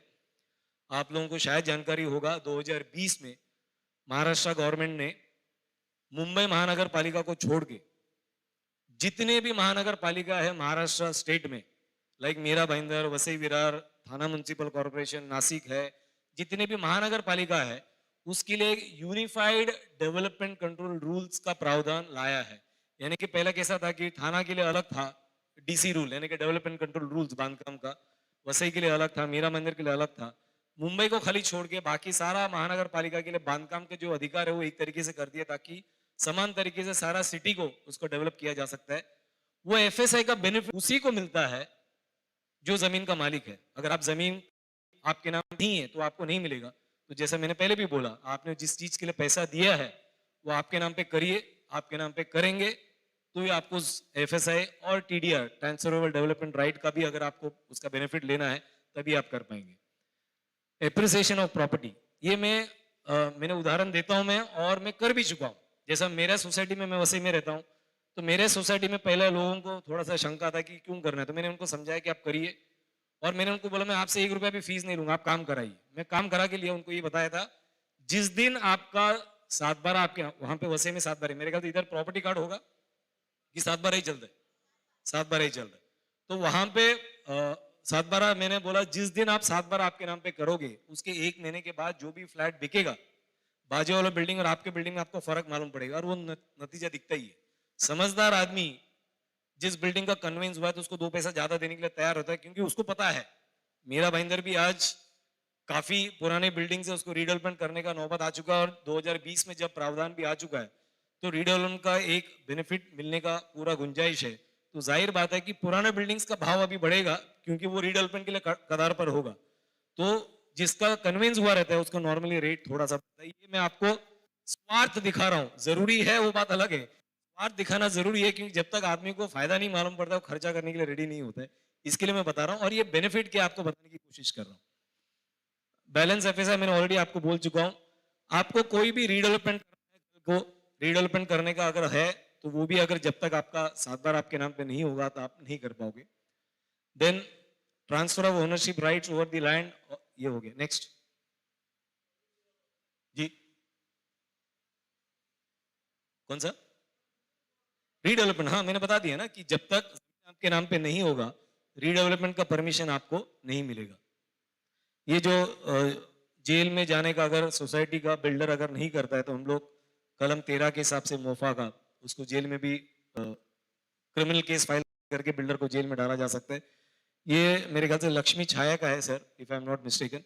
बोरीवली में लक्ष्मी छाया बिल्डिंग मेरे ख्याल से 10-12 साल पहले की बात है, जब कोलैप्स हुआ था।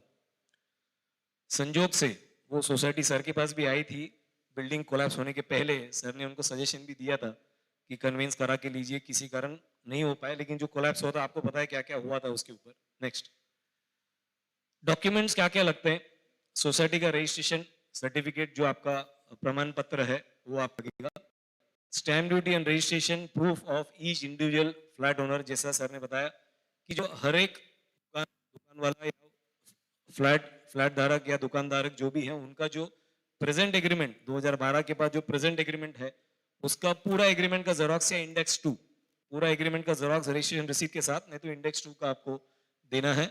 एग्रीमेंट फॉर सेल, जो बिल्डर के साथ एक सैंपल एग्रीमेंट जो बना होगा। जी,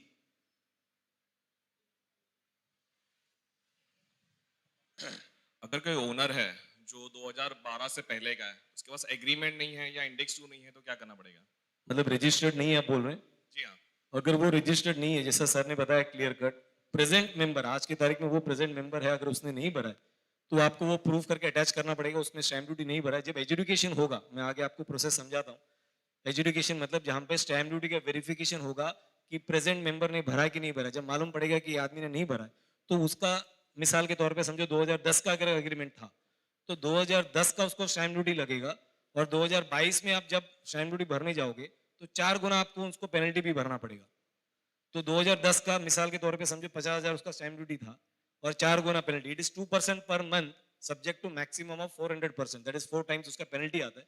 वो पेनल्टी भरेंगे, कन्वेंस डीड पे भरेंगे, तो उनका डॉक्यूमेंट भी क्लियर हो जाएगा। एनीवे, सवाल का जवाब वगैरह तो सर हैं बताने के लिए, आप सर के मुंह से सुनिए, वो ज्यादा बेहतर होगा। ऐसे नहीं कि मैं जवाब नहीं दूंगा, आप बीच में पूछ सकते हैं। यस, सो कमेंसमेंट सर्टिफिकेट जो सीसी है वो लगेगा, ओसी है अगर है तो बेहतर है, नहीं भी है 22 जून 2018 के हिसाब से ओसी का प्रावधान निकाल दिया है। बिल्डिंग का अप्रूव्ड प्लान जो है, आईओडी जो बोलते हैं हम लोग, वो है तो वो लगेगा। 7/12 उतारा जो 7/12 एक्सट्रैक्ट बोलते हैं, या फेरफार जो फॉर्म नंबर 6 बोलते हैं, वो आपको देना पड़ेगा, जिसमें आपको फॉर्म नंबर 6 में आपको हिस्ट्री पूरा मालूम पड़ता है किस तरीके से लैंड ट्रांसफर हुआ है। सो एडवोकेट की तरफ से आपको टाइटल क्लियरेंस सर्टिफिकेट या सर्च रिपोर्ट लगता है। इंडेक्स 2, जैसा मैंने बताया, हर एक इंडिविजुअल ओनर का या तो पूरा एग्रीमेंट का डिटेल दीजिए या इंडेक्स 2 दीजिए।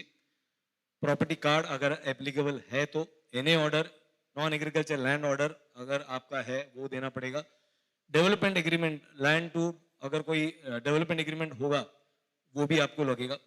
मेरे हिसाब से मीरा भाईंदर में वो स्टेट इन्वेस्टमेंट का भी बहुत सारा मसला है, मैंने 2-3 केसेस खुद किया हूँ, मैं उसके अंदर ज़्यादा डिटेल में नहीं जाऊंगा, लेकिन अगर स्टेट इन्वेस्टमेंट का भी अगर उसमें है तो उनका भी एनओसी लगता है, उसके बिना डीम कन्वेंस का काम हो नहीं रहा है। ये मेरा पर्सनल व्यक्तिगत एक्सपीरियंस है। तो स्टेट इन्वेस्टमेंट्स का भी आपको एनओसी लगता है। हु इज अ प्रमोटर, मतलब ये जो प्रमोटर मतलब क्या है? प्रमोटर मतलब जो बिल्डर है। बहुत सारे लोग ये भी गलती करते हैं, कभी कभार क्या होता है, समझो जमीन का मालिक 7/12 में 2 जन का नाम है, इंडिविजुअल नाम पे, पर्सनल नाम पे है, और वही 2 जन का पार्टनरशिप फर्म भी अलग से बनाते हैं। तो वो दोनों मतलब इंडिविजुअल कैपेसिटी में भी उनको साइन करना पड़ेगा और एज अ पार्टनरशिप फर्म भी साइन करना पड़ेगा। तो वो प्रोमोटर का मतलब जो जिस आदमी ने, जिस एंटिटी ने आपका बिल्डिंग का बांधकाम किया है, उसको हम लोग प्रोमोटर बोलते हैं। So it means a person and includes partnership firm and a body of association of persons, whether registered or not, who constructs or causes to be constructed a block or a building of flats and includes his assignees.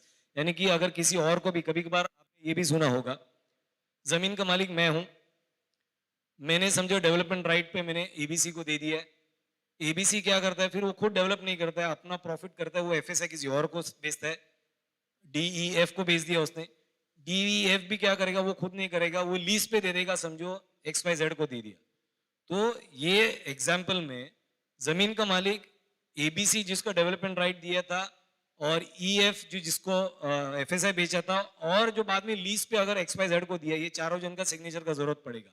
In short deem convince या convince करते वक्त जिसने आपका building actually बनाया on paper, वहां से लेके 7/12 में जिसका नाम था, उसमें बीच में कितने भी अगर पार्टीज इन्वॉल्व है, सभी का इन्वॉल्वमेंट आपको लगेगा, उसके बिना आपका कन्वेंस का काम पूरा नहीं होगा। और अगर किसी कारण वो अवेलेबल नहीं है तो आपके पास डीम कन्वेंस का प्रावधान तो है ही। नेक्स्ट अमेंडमेंट टू,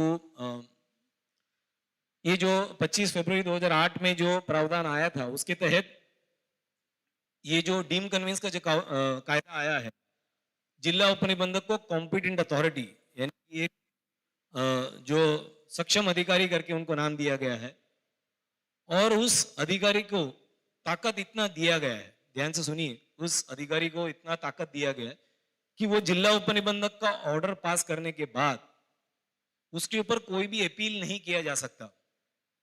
उसके ऊपर आप डिस्ट्रिक्ट कोर्ट में आप नहीं जा सकते, उस ऑर्डर के खिलाफ आप कोई सिटी सिविल कोर्ट में नहीं जा सकते, कोई भी अधिकारी के पास आप नहीं जा सकते। खाली भारत के संविधान के तहत हर एक इंसान को जो अधिकार होता है कि वो रिट पिटीशन फाइल कर सकता है हाई कोर्ट में, यानी कि जिला उपनिबंधक के ऑर्डर के बाद अगर अगला अधिकारी जिधर आप अपील कर सकते हैं, अपील तो वही नहीं, खाली भारत के संविधान के तहत जो फंडामेंटल राइट हर एक इंसान को मिलता है, सिर्फ आप रिट पिटीशन हाई कोर्ट में फाइल कर सकते हैं।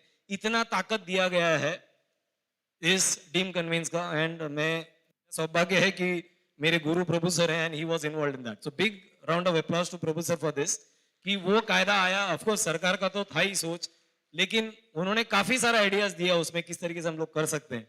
तो उस अधिकारी को उतना अधिकार दिया गया है कि उनके ऑर्डर के बाद, यानी कल समझो जब हम हमारे फेवर में ऑर्डर आता है तो बिल्डर किधर भी कोई भी अधिकारी के पास नहीं जा सकती, he has to go to high court only, there is no other authority.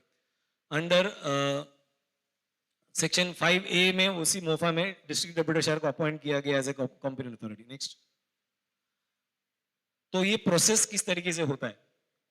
तो ये प्रोसेस कैसा होता है कि जैसा आपने पहला नोटिस आपको इशू करना है बिल्डर और जमीन के मालिक को कि हमको कन्विंस करना है, और मोफा कायदे के हिसाब से आपको कन्विंस करके देना है।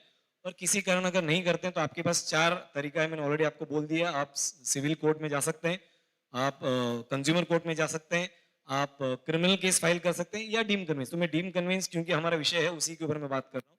तो आपको उनको नोटिस देने के बाद आपको फॉर्म नंबर 7, जैसे मैं ऑलरेडी बता चुका हूँ, फॉर्म नंबर 7 के तहत आपको एप्लीकेशन करना है जिला उपनिबंधक के पास। वहां पे एप्लीकेशन जाने के बाद जिला उपनिबंधक क्या करते हैं, वो नोटिस भेजते हैं सोसाइटी को जिसने एप्लीकेशन किया है, जमीन के मालिक और बिल्डर, या उसके अलावा और भी कोई पार्टी होगा जिसको एफएसआई वगैरह बेचा होगा, वैसे भी इन्वॉल्व है। सारा लोग जिसको जिसको आपने पार्टी बनाया है, सभी को आपको नोटिस भेजना है। एक चीज मैं इसमें ऐड करना चाहूंगा, समझो एक बड़ा लेआउट है, ये भी सवाल आएगा तो सर इसका जवाब देंगे, खाली मैं आपको क्योंकि ये मुद्दा निकला है तो मैं बता देता हूँ। बड़ा लेआउट है, उसमें 50 बिल्डिंग का या 30 बिल्डिंग का एक बड़ा लेआउट है, उसमें से एक सिंगल बिल्डिंग अगर कन्विंस करना चाहती है तो भी आप कर सकते हैं, बिल्कुल कर सकते हैं। मेरा बोलने का उद्देश्य यही था, I will come back to it.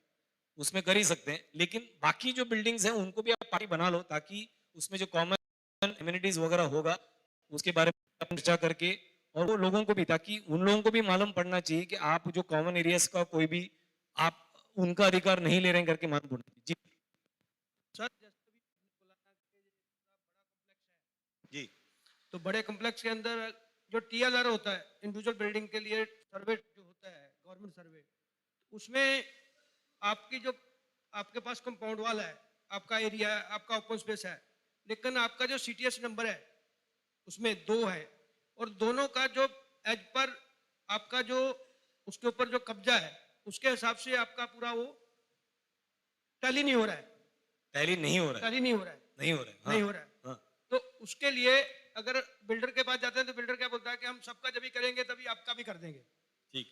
तो अगर अपने को इंडिविजुअल कराना है तो उसका जो हमारा सर्वे प्लान है वो सर्वे प्लान उसके साथ में पूरा मैच नहीं कर रहा है। तो इसमें आपको ज्यादा सोचने की जरूरत नहीं है। जैसे मैंने बताया शुरुआत में कि आपका identification of CTS survey number कौन सा है, आपको वो आइडेंटिफाई करना है। कभी कभार क्या होता है कि एक बिल्डिंग 2 सीटीएस सर्वे नंबर में बैठता है, या एक सीटीएस सर्वे नंबर में 2 से ज्यादा बिल्डिंग बैठते हैं। तो अगर अगर पहला मैं उदाहरण लूं कि अगर एक बिल्डिंग 2 सीटीएस सर्वे नंबर में बैठते हैं, तो वो जगह पे जब मैंने आपको बोला था कि आपको प्राइवेट सर्वे करा के लेना है, टेलर डिपार्टमेंट में जाके आपका गढ़बुक निकालना है। आपको गढ़बुक निकाल के सर्वे वाला क्या करता है, उसको सुपर इम्पोज करता है, यानी कि गढ़बुक और प्लान के साथ उन लोग सुपर इम्पोज करते हैं, और उसमें एग्जैक्ट कि अमुक सीटीएस नंबर में इस बिल्डिंग का इतना क्षेत्र है और दूसरा सीटीएस नंबर में इतना क्षेत्र है करके, उस आधार पर भले आपको शासकीय कोई पेपर नहीं भी मिला, प्राइवेट सर्वे करके आइडेंटिफाई करके आप उसको डाल सकते हैं, और उसमें आपको 100% मिलेगा। मैंने बहुत सारा काम किया है, क्योंकि ये रिक्वायरमेंट है करके मैं जानबूझ के बीच में बताया। और भी सवाल, मेरे ख्याल से सवाल का जवाब देने के लिए सर बेहतर रहेंगे, सर ही मेरे ख्याल से जवाब देंगे तो बेहतर होगा। मैं खाली ये खत्म करता हूँ। अनफॉर्चुनेटली क्या हो गया, सर का थोड़ा वोकल कॉर्ड में थोड़ा प्रॉब्लम है, ज्यादा बात नहीं कर सकते करके मुझे बुलाया गया, ताकि मैं ये जो इम्पोर्टेंट जो ऊपर का जो बात करना वो मैं करता हूँ, बाकी सवाल का जवाब उनके मुंह से सुनिए। अपीयरेंस बाद में जब हियरिंग होगा, सुनवाई होता है, सुनवाई के दौरान डीडीआर जो सवाल करेगा सोसाइटी को, आपका पेपर क्या क्या वेरीफाई करेगा, बिल्डर को पूछेगा, और उस आधार पर वो अगर डॉक्यूमेंट का इंस्पेक्शन करना है तो इंस्पेक्शन के लिए मांगेंगे, वो वेरीफाई कराएंगे। देन हर एक सामने वाला पार्टी को भी, अगर बिल्डर को भी उसका कोई जवाब देना है तो उसको भी टाइम दिया जाएगा कि आपका जो बोलना है आप उसको बोलिए। जमीन का मालिक को कुछ बोलना है तो बोलिए। On receipt of the reply from the opponent and the applicant to prove its contents and deal with the opponents reply. उसके बाद जिला उपनिबंधक जो है, जो जैसा आपने अर्जी किया है और बिल्डर ने जैसा जवाब दिया है, उस आधार पर वो उसका निर्णय देगा। ओपोनेंट को भी जैसे मैंने बताया कि उसमें उसका जवाब देने के लिए आपको मौका मिलेगा। उसमें कोई क्रॉस एग्जामिनेशन नहीं होता है। ये जो जिला उपनिबंधक जो है, he is called a quasi judicial authority. Quasi judicial authority मतलब कोर्ट का सारा जो अधिकार है उनके पास है, लेकिन वो कोर्ट नहीं है। ही इज नॉट अ जज, he is having all the rights of ए जज, बट उसमें क्रॉस एग्जामिनेशन नहीं होता है। नॉर्मली कोर्ट में जाते तो एक पार्टी दूसरे पार्टी को सब्जेक्ट टू जज के अप्रूवल के हिसाब से क्रॉस एग्जामिनेशन कर सकते हैं, लेकिन यहाँ पे वो क्रॉस एग्जामिनेशन करने का मतलब एप्लीकेंट जो है डायरेक्ट